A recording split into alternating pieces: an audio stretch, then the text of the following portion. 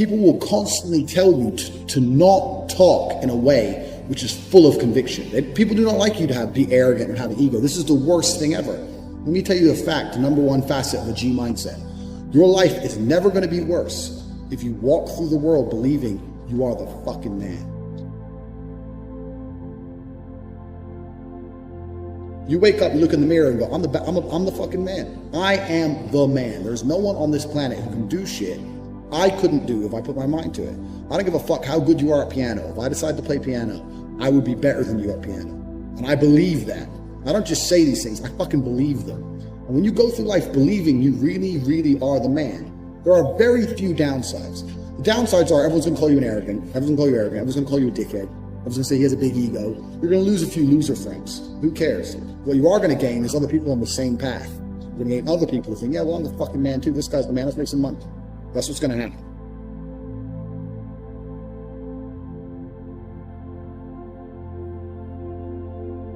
So the first thing you can do with the G mindset is you need to start believing you are the fucking man. Even if you're not the man yet, even before I was world champion, I knew I was going to be the man. So I don't give a fuck. And I was happy to say that to anybody. When people called me arrogant and stupid and deluded, I just sit there and look at them and say, yeah, fuck you. I'm going to be the man. First thing you do is to believe you're the fucking man, you can achieve anything. And when I say that, I'm going to say that again. You have to believe you're the fucking man, and you have to believe you can achieve anything. I'm not saying you can achieve anything easily. I'm not saying it's not going to take a whole bunch of work. I'm not saying it's going to happen quickly, but you have to believe you can achieve anything. I'll tell you something now, I don't give a fuck to be an astronaut. I don't care about climbing Mount Everest. You give me enough time to train, I will get it done. I know that for a fact because I know who I am as a man. That's the first thing. The second thing is, you need to be perspicacious. You need to understand that in this world, there's a whole bunch of people doing amazing shit that you are not doing. And that needs to piss you off. Because if it pisses you off, you become motivated all of a sudden. I was the only one who was pissed off when that Aston Martin was next to me and had my sales job. I was the only one who was pissed off when I saw that Ferrari drive past. Other people were not annoyed by it. And they're not annoyed by it. They're not driven to beat it. You understand? They're not driven to be where that person was. You need to be annoyed, and I'm telling you to be angry. Anger is a fantastic force.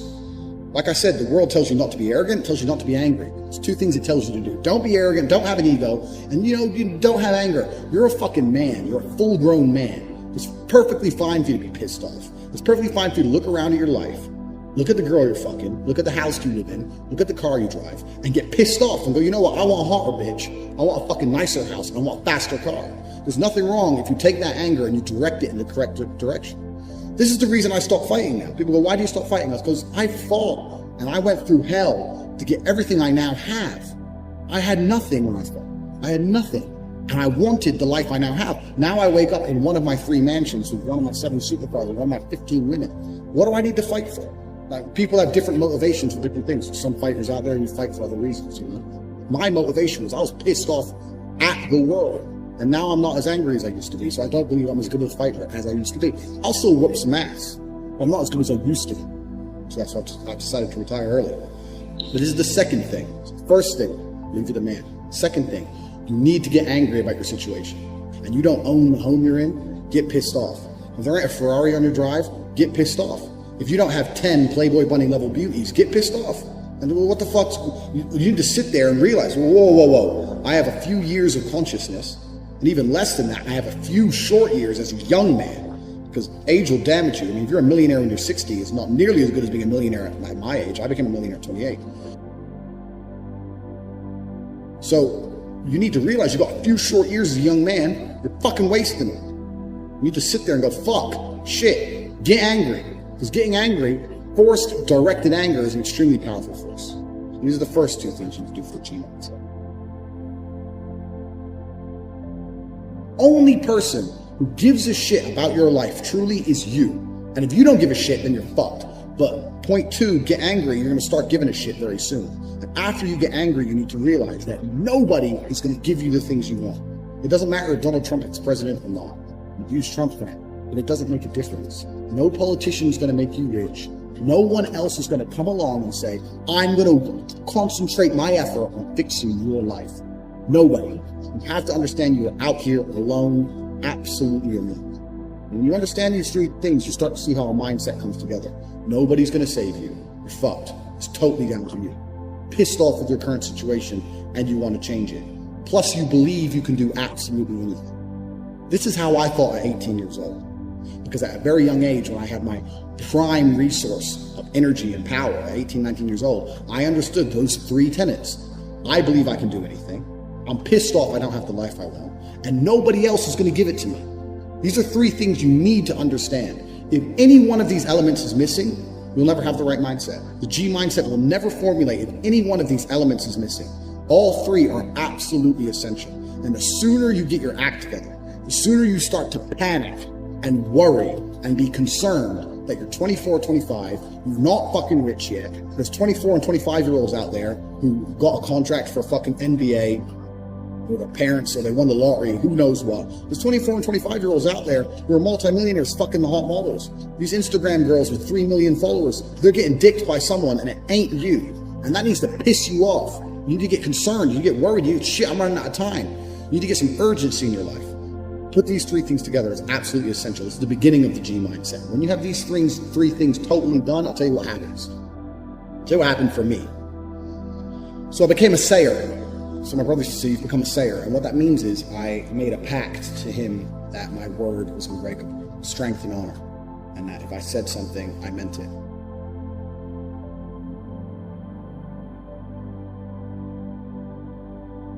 So if I woke up to my brother and said, I'm doing 1,000 press-ups or I'm running 20 miles, I would do it, because if I didn't do it, I'd feel like a dickhead. Because when you instill these mindsets, when your mindset changes, you start to be extremely accountable for yourself. No one's coming to save you. You're extremely accountable. So when you realize that your word is one of the few things you have on this planet, if you say things, you're going to start sticking to them. So then it becomes very easy to train. You say, I'm going to train every day this week. I'm going to train for 2 hours a day. As soon as you said it, it's basically done. If I say something, it's basically done. It's set in stone. If I say something, I'm going to do it. There's no way I'm going to say some words and speak them into existence on this planet. And then I'm going to be the kind of pussy who quits because it's too hard. If I say I'm going to do 10,000 push-ups, I'm going to do it. Because I'm the kind of person who sticks to the words he says. And this is another thing you need to understand with the G mindset. You have to be very, very specific with what you say. Because if you instill your mindset correctly, and you start to just say things, just start saying things. Then you hold yourself accountable. Say things you don't even think you want to do. Wake up and go up to your friend or your mom or whoever and say, you know what? I'm going to do 1,000 push-ups today. Say it to people. And they're going to say, no, you're not. So watch me. And then you have a choice. You're either going to succeed like a G or you're going to be a little pussy. And you're going to quit at 310 because it's hard. What kind of man are you? That's a decision you need to make. If you're the kind of man I was, I'd say shit and I'd fucking stick to it. My brother said, you become a sayer. I used to train with my brother. He'd say, let's do 500. So let's do 2,000. He'd say, well, you've said it now, so we have to do it. I was like, exactly. I said it now, so now we have to do it. There is no surrender. We have to do it. This is another facet of the G mindset. This is number 4. You got to start saying shit, and your word has to be iron, unbreakable.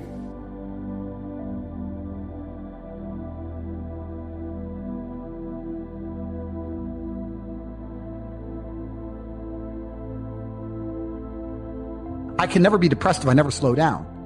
Speed is extremely important. Speed defies gravity. How does a plane fly through the air and defy gravity? Speed. It's moving too fast to fall. If you're always attacking life, if you're always doing things, if you're always making more money, if you're always traveling the world doing this, doing that, new car, here, there, new podcast, meeting James English, boom, boom, boom. If you're always doing things all the time, unhappiness can't catch you. But I also know that speed is a fantastic way to be happy all the time. I'm always looking forward to something. I wake up every day excited. I'll go do this today. I'll go do this today. Go do this today. And I very much live my life in a frame of, not I have to do this. It's very much I get to do this. We don't live in the real world. We are living in a reality where we're told stories and narratives that aren't true, where they try very hard to distract us with garbage. Rihanna. I have nothing against Rihanna. Like, I don't know her. But when I see a concert and I see hundreds of thousands of peons standing amongst peons. What are they? Peons is the people who go to these concerts. Right. Peon means peasant. Standing at, because this is an education in language. No, but they are peasants because they're acting in a peasant way. They're acting like peasants. Hundreds of thousands of people in a crowd looking up at somebody like they're God. jumping up and down for hours on end. You're a peasant. You're a peasant. And your life's shit, and you have no achievements, no money, you're depressed, but you're distracted. I am a feared competitor in anything I do. Anyone who's up against me at anything is going to feel a degree of nervousness just because it's me. It doesn't matter what it is. If you say, look, you're going to go learn how to play piano, and you're going to play against someone else who's never played piano, and you're going to learn, and that guy's Andrew Tate. You're going to be like, oh, for fuck's sake. I can't even play piano. But part of them is going to be like, oh, not Tate. Even though I have no piano experience, because they just know me. They know my mindset. They know my determination. They know I'm stubborn. They know I don't quit. They know I'm going to win. That's just who I am. So I've constructed a mental model that allows me to be competent and to always succeed. And that's how I've come to the conclusions I've come to. And I truly, once again, don't understand how people go through the world with any other mental model. I get asked all the time, but what do you feel? Or what about happiness or depression? That doesn't even, how I feel doesn't cross my mind. I don't know how else to explain it. There are days where I'm pissed off or sad or happy. It doesn't cross my mind. It's just like, I woke up, whatever mood I happen to be in, I have things I need to do. It's a busy day. Zuby's here soon. I need to go training before he gets here. I had a meeting with the bank at 7:15 a.m. I have shit to do. Like, I didn't cross my mind if I was happy, sad, excited. I just had to work. There's very few things in this life we actually have any control over. Let me tell you the number one facet. With Gmindset, your life is never going to be worse. If you walk through the world believing you are the man, you wake up and look in the mirror and go, I am the man. I am the man. There's no one on this planet who can do. I couldn't do if I put my mind to it. There's another thing that a lot of people make a mistake with when I talk to them, like, I have to go to work today. Change your language. I get to go to work today. Imagine you had no job. Be worse, right? Because otherwise you wouldn't be working. So you get to go to work. I have to fix the car. At least you have a car. You get to fix your car. Most people don't got one. I have to go get the kids. You get to go get the kids because you have these beautiful children who love you. You understand? Even their own language is wrong. The world can be framed. Maybe I'm completely crazy. Maybe I'm full of shit, like you said. Maybe I am. But the frames I've installed in my mind are all beneficial to me. So if that makes me crazy and full of shit, good. Because I can't become depressed. So you can sit there and tell me I'm full of shit while you're depressed, and I'm happy. And I would never want to adopt the thinking of a depressed person. They've distracted you with this idol, whoever it happens to be. Put them there. And the peasant's like, yeah. And then they go home and they're told something by the news. Let's make up a completely false scenario. Be afraid of the common cold. Okay. And then anyone who comes back and says, why are we afraid of the common cold? They delete their point of view. They shut them up to create a false reality. So people are living a life where they're working a job, they're being enslaved by the machines for their tasks, but their mind is distracted by garbage and only fed a fake story, and they're living inside of a computer-generated simulation. They're living inside of a world that is not real. They don't live in a real world. A lot of people live inside of the matrix completely, especially the people who dislike me. So I think my mental model, to a degree, I'm certainly not a person who doesn't feel emotions, because we're all human. I certainly do. But I've never prioritized them in any regard. I haven't built a mental model that I haven't put them in the middle of my mental model and then affected my actions based on how I feel for each one. It's absolutely and completely the opposite. I would love to do a podcast on a day where I'm particularly sad and a podcast on a day where I'm particularly happy. And I guarantee you wouldn't be able to tell the difference. So that's what allows me to be competitive, right? Because if you're competitive, if you want to be the most competitive predator on the planet, you have to be able to hunt in the day and the night. You have to be able to do both. You have to be able to perform when you're happy and sad. You can't only be able to perform when you're happy. You can't only go to the gym when you're motivated. You can't only be a competent person when your life's going well, because when your life's not going well, you're no longer competent. Then you're going to lose to people like me. And it's player versus player. If you're the kind of person who can only do well when you're happy and you're competing against someone like me who can do well all the time, guess what? You lose. So my mental model, the answer is most of my opinions are just based around constructing a mental model that allows me to be brutally competitive. It's why I say depression isn't real. I've argued this point endlessly, and I try and explain to people, but they're not smart enough to understand that I don't care if I'm wrong. I don't care. I get it. I am more competitive as an individual if I don't believe I can become depressed. So I don't give a fuck if I'm right or wrong, because no matter what bad happens to me in my life, even if, heaven forbid, the worst things on earth that could happen to me, I could never become clinically depressed, because I would never self-diagnose myself as clinically depressed, because I don't believe in it. Yeah. I believe that I am currently sad, but I have work to do, and eventually I will feel better. People will shield laziness with anything. No one wants to admit they're lazy, so they'll shield it with disbelief. That's a scam. Or, I don't work hard, I work smart. Bollocks. More cover. For just anything it takes to say, I don't want to work. Do you believe in that? Work smarter, not harder? I believe in both. Yeah. But there's a time when it comes to work smart. And most people are trying to do the smart work before they do the hard work. It's kind of like talent, right? You don't notice if you're talented at something until all the hard work's done. Yep. I could be the most talented tennis player in the world, but I don't play tennis. So if I go down the tennis court, Joe Schmo's going to smoke me. I don't get to see my talent until I've worked so hard that I'm in the top 1%, and now I'm beating them because I have some God-given gift. Yeah. You understand? Yeah. You have to do the hard work first. If there's no hard work, there's no smart work. So someone's going to sit there and go, I work smart, I don't work hard, so I only have to work an hour a day. If working smart gets you a lot done in an hour a day, then you should work smart for 12 hours a day and get 12 times the work done. I will never get to a point of absolute desperation and kill myself, because I'm never going to get to a point of hopelessness, because I don't believe in the idea of hopelessness. You cannot try and make me adopt thinking that will reduce my competitiveness as an individual. So I don't give a if I'm wrong. I don't believe in it. That's it. End of story. So I don't believe in things that take power away from me. I don't believe in things that make me less competitive, and I don't adopt mental models that make me less competitive. Every single mental model I have are the most efficient ones I could find. They're the mental model I found that if I adopt, I become a more fearsome predator. That's it. So this is how I've come to all of my conclusions as an individual.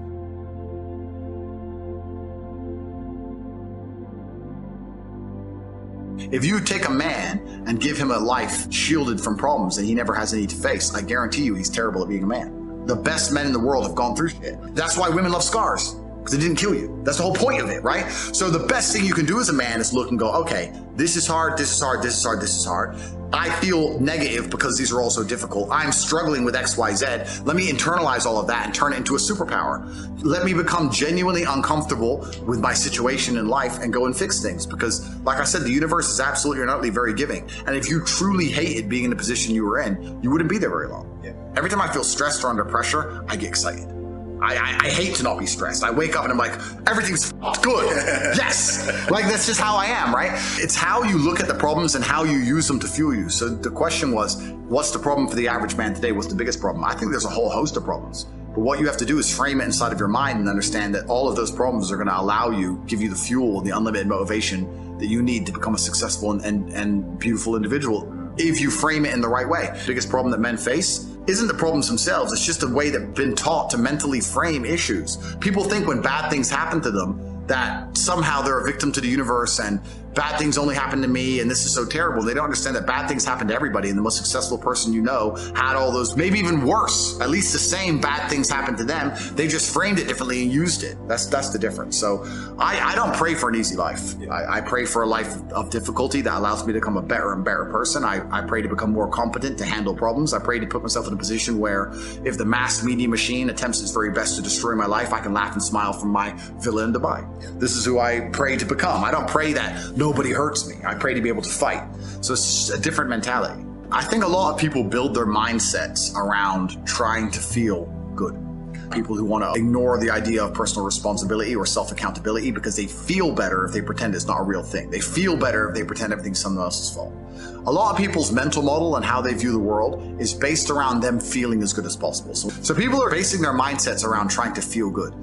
I have always tried to base my mindset around absolute competence regardless of how I feel. And there are certainly disadvantages to that. There are times you're going to be a lot more pessimistic, or you're going to be a lot more stressed, or a lot more, pissed off about certain things than others. Yeah, that can be seen as a downside. But like I said, I use all of those things for unlimited motivation to propel my endless upward trajectory. But if you construct a mindset that allows you to be as competent as possible, as opposed to feel any different or feel better, then you're going to naturally come to the conclusions I've come to. You're as competent as possible if you believe you can affect absolutely everything about your life. You're as competent as possible if you believe absolutely everything that's happened to you, whether good or bad, is completely your fault. You're as competent as possible if you believe the bad things that happen to you are going to allow you to work harder and become even better. When bad things happen to me, the first thing out of my mouth is good. Good. Andrew, they took $10 million out of the bank because they canceled you. Good. Good. That's just my response. Good. Andrew, this happened. Good. Good. Now I'm really pissed. Good. This mindset I've constructed allows me to be as fearsome a competitor as possible. It allows me to be a feared opponent in any realm of human endeavor, and that's the point of a mindset. Why would you have a mental model or a mentality that made you anything less? In the ultra competitive world that we've just discussing that everybody wants the things you have, why would you absorb information or construct a mental model that doesn't allow you to be as competitive as possible? I am a feared competitor in anything I do. Anyone who's up against me at anything is going to feel a degree of nervousness just because it's me. It doesn't matter what it is. If you say, look, you're going to go learn how to play piano and you're going to play against someone else who's never played piano and you're going to learn, and that guy's Andrew Tate, you're going to be like, oh, for fuck's sake. I can't even play piano. But part of them is going to be like, oh, not Tate. Even though I have no piano experience, because they just know me. They know my mindset. They know my determination. They know I'm stubborn. They know I don't quit. They know I'm going to win. That's just who I am. So I've constructed a mental model that allows me to be competent and to always succeed. And that's how I've come to the conclusions I've come to. And I truly, once again, don't understand how people go through the world with any other mental model. I get asked all the time, but what do you feel? Or what about happiness or depression? That doesn't even, how I feel doesn't cross my mind. I don't know how else to explain it. There are days where I'm pissed off or sad or happy. It doesn't cross my mind. It's just like, I woke up, whatever mood I happen to be in, I have things I need to do. It's a busy day. Zuby's here soon. I need to go training before he gets here. I had a meeting with the bank at 7:15 a.m. I have shit to do. I didn't cross my mind if I was happy, sad, excited. I just had to work. Yeah. So I think my mental model, to a degree, I'm certainly not a person who doesn't feel emotions, because we're all human. I certainly do. But I've never prioritized them in any regard. I haven't built a mental model that I haven't put them in the middle of my mental model and then affected my actions based on how I feel for each one. It's absolutely and completely the opposite. I would love to do a podcast on a day where I'm particularly sad and a podcast on a day where I'm particularly happy. And I guarantee you wouldn't be able to tell the difference. So that's what allows me to be competitive, right? Because if you're competitive, if you want to be the most competitive predator on the planet, you have to be able to hunt in the day and the night. You have to be able to do both. You have to be able to perform when you're happy and sad. You can't only be able to perform when you're happy. You can't only go to the gym when you're motivated. You can't only be a competent person when your life's going well, because when your life's not going well, you're no longer competent. Then you're going to lose to people like me. And it's player versus player. If you're the kind of person who can only do well when you're happy and you're competing against someone like me who can do well all the time, guess what? You lose. So my mental model, the answer is most of my opinions are just based around constructing a mental model that allows me to be brutally competitive. Yeah. It's why I say depression isn't real. I've argued this point endlessly, and I try and explain to people, but they're not smart enough to understand that I don't care if I'm wrong.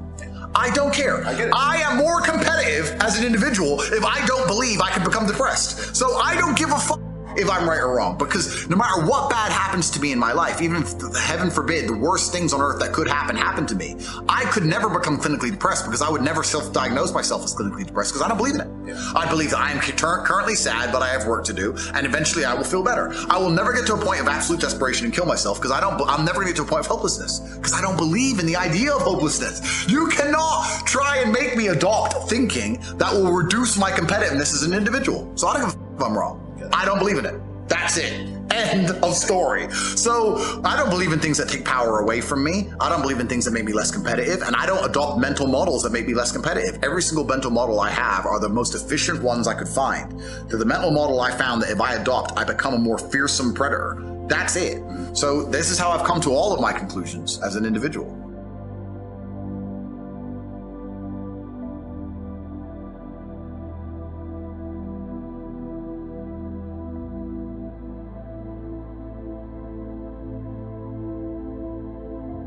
If the ocean doesn't reach a point of equal and opposite force, it will just engulf the entire planet, right? There has to be an equal and opposite force at some point.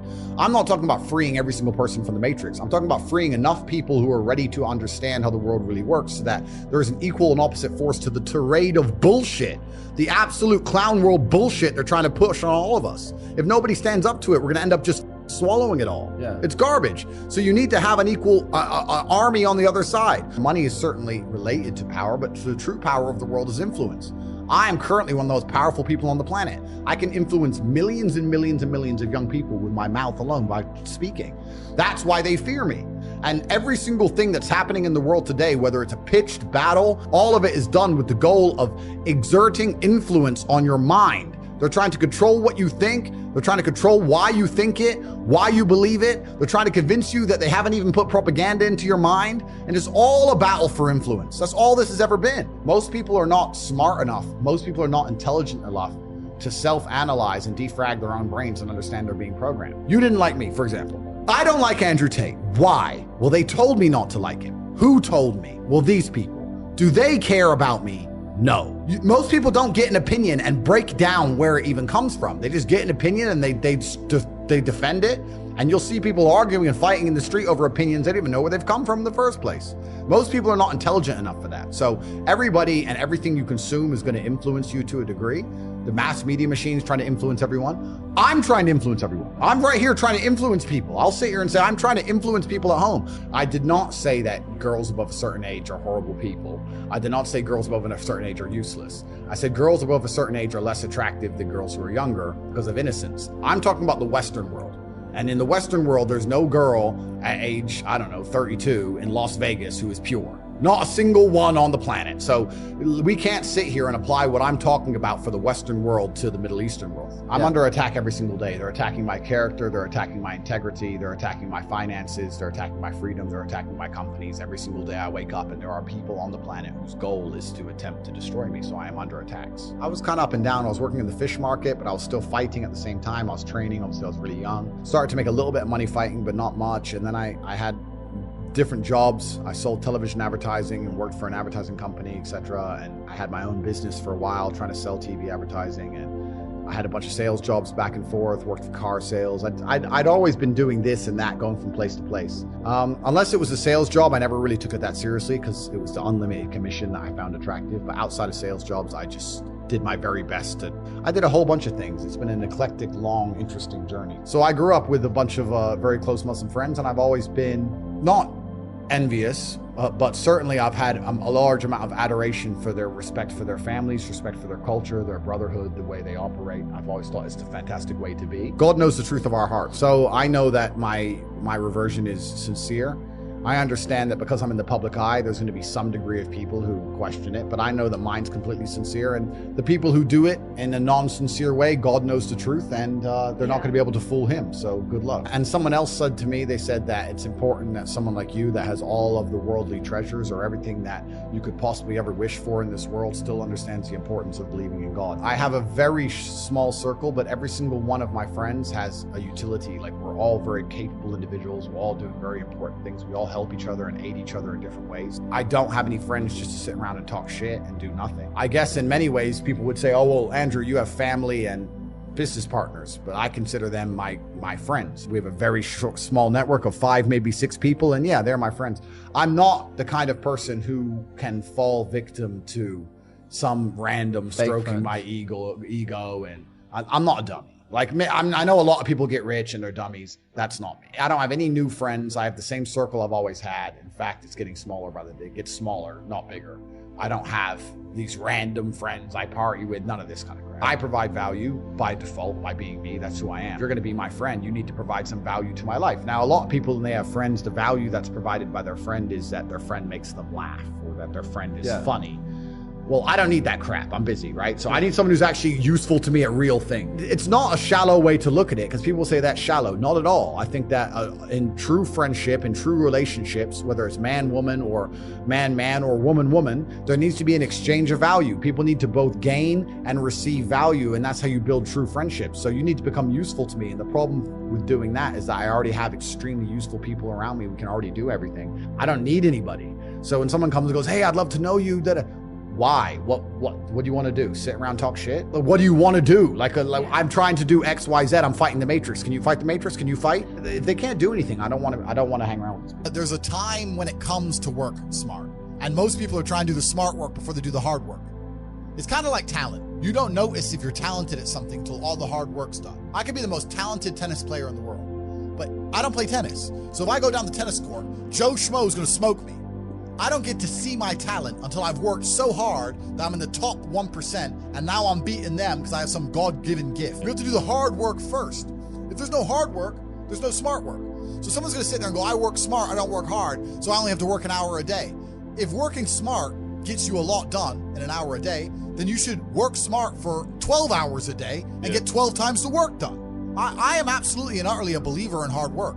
I'm a proponent of hard work. I have all this money and all I do is work. My entire life is work. This podcast is work. I'm getting in the car and going to another meeting, work. It's all work. My entire life is work. And people don't want to look at life that way. They want to talk about work-life balance and being lazy and all this crap. I don't believe in any of that. I believe in if you want to win, you have to outcompete the man who's prepared to do nothing but work. It's player versus player. If you're going to sit there and go, I don't want to work more than an hour a day, well, the guy who does want to work more than an hour a day is going to beat you.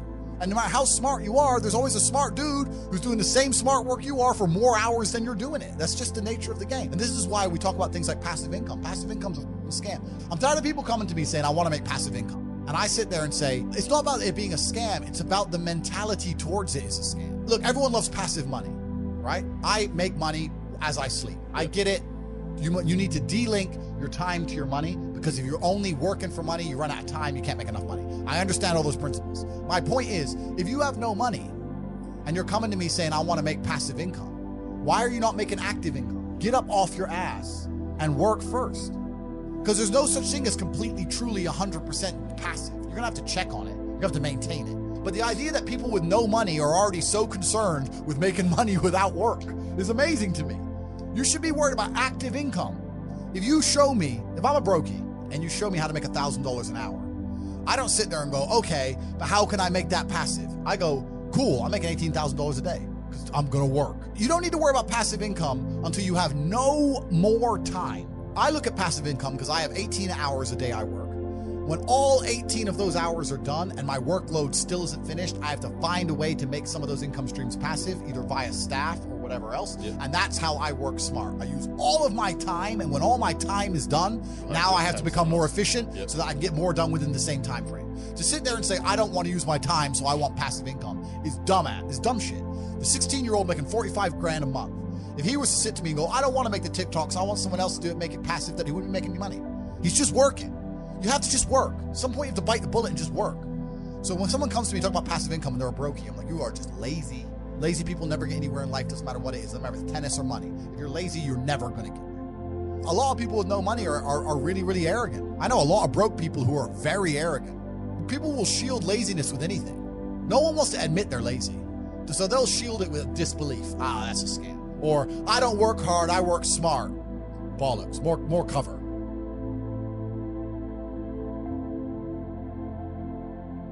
How do you be successful as a man? We'll talk about it. First thing, you need freedom, because you ain't a man if you're not free. And you may sit there and go, I'm not a slave, I get paid really well. Listen, the slaves got free food and free shelter in exchange for work. Now all they've done is got rid of the food and shelter deal, give you dollars, which you spend on food and shelter, and you basically have nothing left. So you're still a fucking slave. So first thing you need is freedom. If you're not free, you're not a man. First thing, you're not a successful man. So you should always be working towards freedom. And I mean freedom with your time. Do what you want. Freedom with your location. Go where you want. There's a riot. Cool. Go in Tokyo. See you later. Bye. Going to Australia. See you later. Bye. Freedom, one thing. The next thing that constitutes success as a man is your network. Who are you talking to? Who are these people? Who will answer your phone calls? Listen, I got 2 phones. Identical, almost. Twins. I got 2 phones right here. And I can call one of many multi-millionaires. And when they see my name, they're going to pick up the phone. They're going to be like, oh, shit, Tate. Oh, wait, guys, wait. They're going to stop their conversation and be like, whoa, fuck, Tate, what's up, Tate? Because they know I don't call for no bullshit. They'll be like, fuck. Money phones ringing. So I can call multi-millionaires right now. I can have the best idea in the world. I can call a bunch of multi-millionaires right now and say, look, I need 100 mil. Here's my idea. Boom, boom, boom, boom, boom. We can make something happen. You can't do that. I can do that. Freedom, network. And then you get into the aesthetics of life. For people to view you as successful, you need good body language. You need physical presence. A man who's not dangerous, a man who has no physicality, it will never be seen as successful. Oh, I'm successful, I'm rich, and yeah, but I'll break your neck. Look how big my hand is. I'm gonna grab you by your neck and choke you till you die. Who's successful now? I'm breathing and you're not, so I'm more successful than you. So you can't be a little bitch. And I understood this from a young age as well. So I'm sitting there at a young age thinking, I need to get a network of high net worth individuals who are, or not even rich men, but men who are driven, men who are making money. And I need to find a way to talk to them, work for them, learn what they know so I can become one of them. I need to get body language and physicality. I need to become big and dangerous. I need to be able to display that without saying it. I need women in love with me. I need beautiful women who adore me. I need these things because this is what shows the world I'm the fucking dog. So I'm sitting there and I understand what I need. And I knew this at 21, 22. A lot of you people are older than this. You're older than I was. And I'm telling you something. You're sitting there going, yeah, didn't even cross your motherfucking mind. You've been too busy jerking off to Pornhub and not thinking about what you actually need to do to be successful in this life. So these are the things you need to be a high value man. Because if you have all those things and then you get some money and you have geographical and time freedom, you're now genuinely successful. Your mentality is heavily linked to your reality. And the fact that most people have such weak mindsets comes from the fact that they have a weak life, a weak body, a weak social circle, a weak network, a weak bank account, a weak relationship, and then their mind is weak. Well, of course. Whereas if you had a group of soldiers around you, men who were dedicated, who would ride or die with you, if you were strong, if your woman would never leave you no matter what because she idolizes you, then your mentality would be strong. Your mind would be strong by extension. So if someone comes to me and goes, I doubt myself, I usually look at them and go, yeah, I understand why. You're a little fat piece of shit and you're stupid. Of course you do. Hey, Andrew, so how do I get like a six-pack quick? What's the fastest way to get a six-pack? Why does it have to be quick? Why does it have to be easy? Why do you think life is all quick and easy? Why can't it be hard and difficult? Why can't you suffer? Because suffering is what gives it value. If everyone had a six-pack and it was quick and easy, then it wouldn't be valuable, would it? If everyone walked around with a six-pack and they got it easily, then no one would give a shit. The whole point is that it's difficult to get. Value is linked to difficulty. If you want something that is valuable, you need something which is difficult to obtain. The fact that you just said you wanted it quick and easily shows that your whole mental model is fucked. You shouldn't be thinking about quick and easy. You should be thinking about hard, suffering, pain, going through it. That's what you should be thinking about. This is going to be hard, but I'm going to do it anyway. Because when it is done, then everyone's going to know that I went through something difficult. Why do you want it to be quick and easy? Success is the most overused word. Because we talk about success. Oh, this guy, he's really successful. Not these motherfuckers. So let's say I'm working at a company. Yeah, I'm the big boss. Let's say I'm a guy, I go college, I go university, I go to this company, I work, I become a manager. I'm on $150,000 a year. I got a company BMW and I wear a suit and everyone at my job does as I say. By all measures, I'm a success now. But here's the truth. When I leave that company, no one gives a fuck about me. I'm a nobody outside of that one building where I'm a little bit important. My wife doesn't want to suck my dick because I'm fat, because I didn't have time to train, so all I did was work. I got a BMW. I know hoes with BMWs. BMW, I don't even consider that a car. BMW, that's not a luxury car. That's fucking basic. I'm pushing supercars. You're a nobody. You're not successful for shit. Success for a man actually comes in many realms. It's actually nothing to do with being good at your job.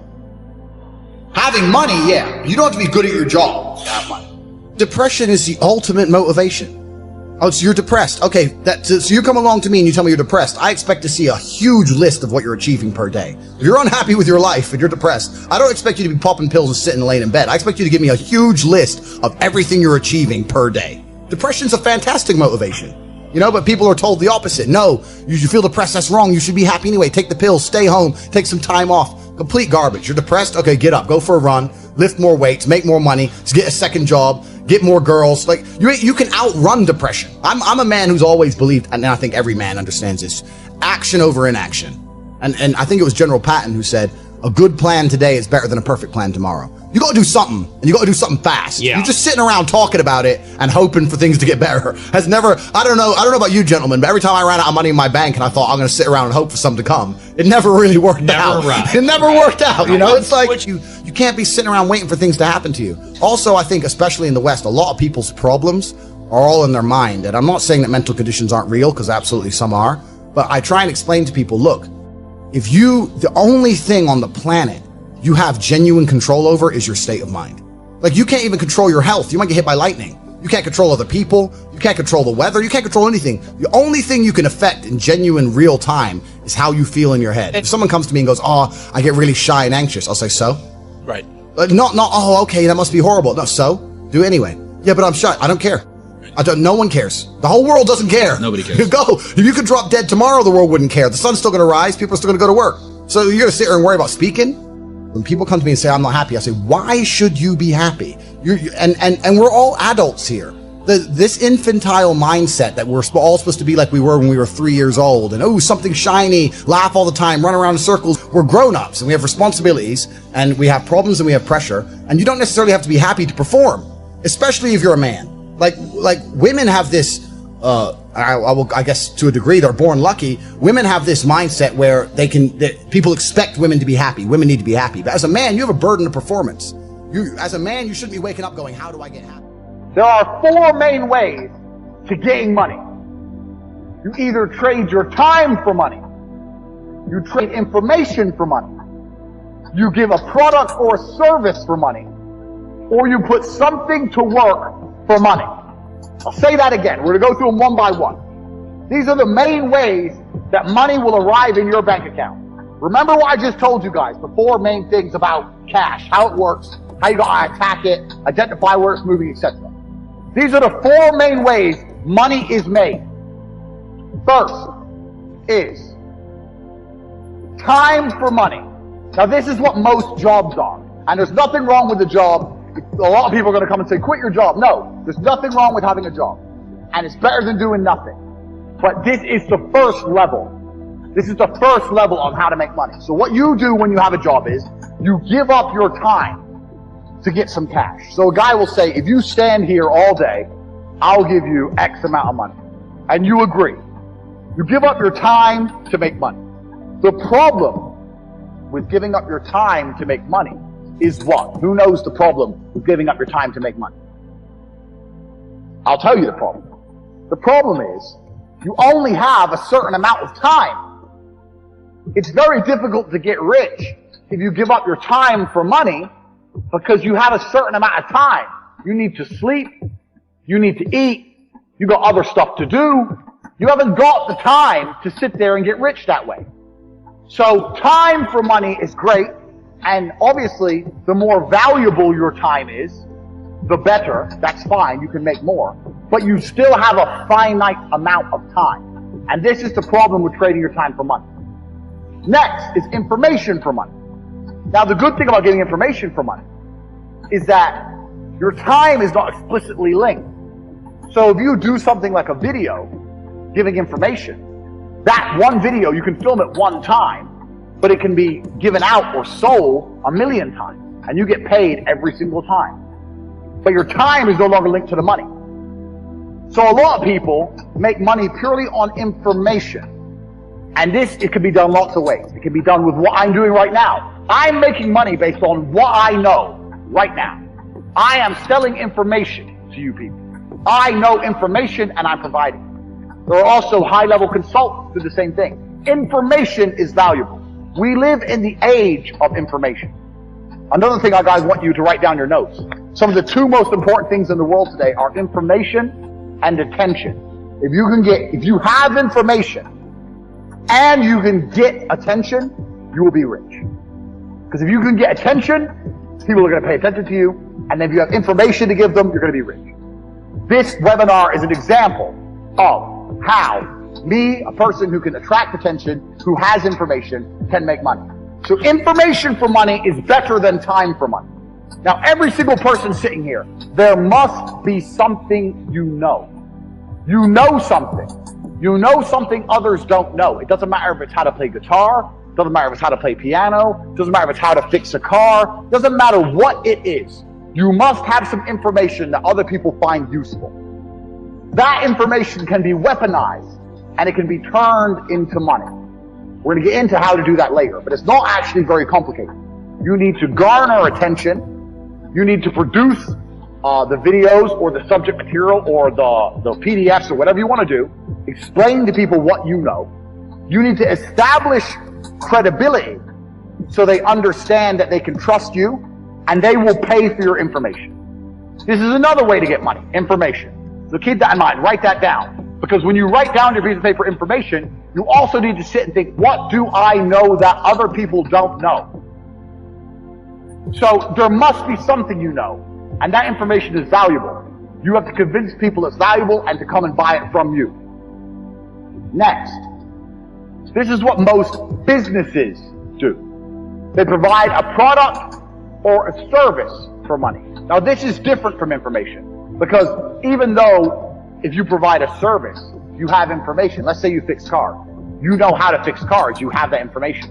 But you're not selling the information. You're selling the service, which is different. The information would be selling me a book on how to fix my own car. The service is coming here and to fix it for me.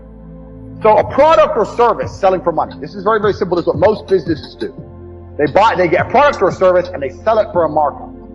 Now, this is the way that most mega businesses make money, but in the modern world, it's quite difficult to do. And it's difficult to do because most products and services are monopolized. They're monopolized because everyone's already selling everything. And we live in a global economy now. And there's no product you can think of that I can't go to Amazon.com and find cheaper from China, and they'll sell it at a 1 penny, maybe 2 penny markup. So the product route is getting harder unless you're very, very unique and you build a brand, which is something we're going to get into. The service is fine, but you know what the problem with service is? Service is once again linked to your time. If you're providing a service, you're still giving up your time for money. Do you understand? So the product angle is difficult, the service angle is difficult, the time angle is difficult. So far, the only angle we have will allow you to make money scalable out and beyond is information for money. Next, putting something else to do the work for you. Now this is what corporations and the mega rich people do. They either get people to work for them or they get their money to work for them. So to keep their time free, they make other people or other things give up their time. So a company will come along, let's look at the slides. A company will come along with a service. It will advertise its service. It will then hire people, number one. It will get people to work for them. And then those people will give up their time in exchange for a wage, give up their time in exchange for a wage, and the company will keep money. So the owner of that company, although he has to manage things, his time is not explicitly linked to income. Now the super wealthy, what the super wealthy people do is, they get their money to work for them. And if your money works for you, it's even better than people, because people need to be managed a lot more than money. Your money doesn't need to be managed. Money just works. So if you have millions of dollars and you put them in at 10%, you can get a 10% return, or even a 3% return. You're going to be rich on the interest without doing anything. So making your money make you money is great, but you can only live off this money if you already have a lot of money. So let's go back through and analyze. Getting people to work for you is a complicated setup because you actually need to sell a product or service to get most people to work for you. Also, you need to people manage. So for a long period of time, you're not going to have your time free. This is the first thing. Second thing, getting your money to work for you, you need a lot of money to live off the work your money does. You need a lot of money to get this to happen. Most people don't have enough money to put their money to work to live off it. Now, you still should put your money to work. I want to talk about that. You can't live off your money working. I can never be depressed if I never slow down. Speed is extremely important. Speed defies gravity. How does a plane fly through the air and defy gravity? Speed. It's moving too fast to fall. If you're always attacking life, if you're always doing things, if you're always making more money, if you're always traveling the world, doing this, doing that, new car, here, there, new podcast, meeting James English, boom, boom, boom. If you're always doing things all the time, unhappiness can't catch you. But I also know that speed is a fantastic way to be happy all the time. I'm always looking forward to something. I wake up every day excited. I'll go do this today. I'll go do this today. I'll go do this today. And I very much live my life in a frame of, no, I have to do this. It's very much I get to do this. There's another thing that a lot of people make a mistake with when I talk to them, like, I have to go to work today. Change your language. I get to go to work today. Imagine you had no job. It'd be worse, right? Because otherwise you wouldn't be working. So you get to go to work. I have to fix the car. At least you have a car. You get to fix your car. Most people don't got one. I have to go get the kids. You get to go get the kids because you have these beautiful children who love you. You understand? People's, even their own language is wrong. The world can be framed. Maybe I'm completely crazy. Maybe I'm full of shit, like you said. Maybe I am. But the frames I've installed in my mind are all beneficial to me. So if that makes me crazy and full of shit, good. Because I can't become depressed. So you can sit there and tell me I'm full of shit while you're depressed, and I'm happy. And I would never want to adopt the thinking of a depressed person. People will shield laziness with anything. No one wants to admit they're lazy. So they'll shield it with disbelief. That's a scam.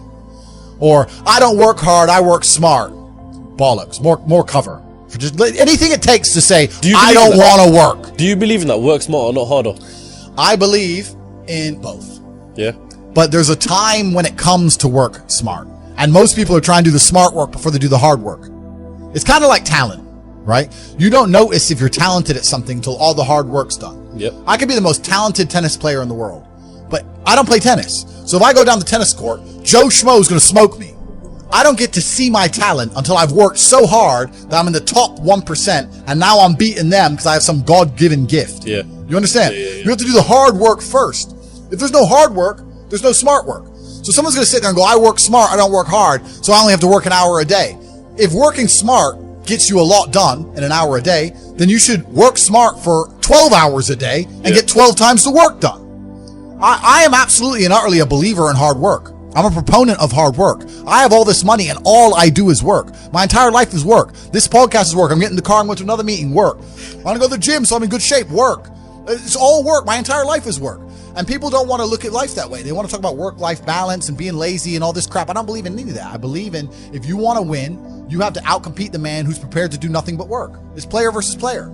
If you're going to sit there and go, I don't want to work more than an hour a day, well, the guy who does want to work more than an hour a day is going to beat you.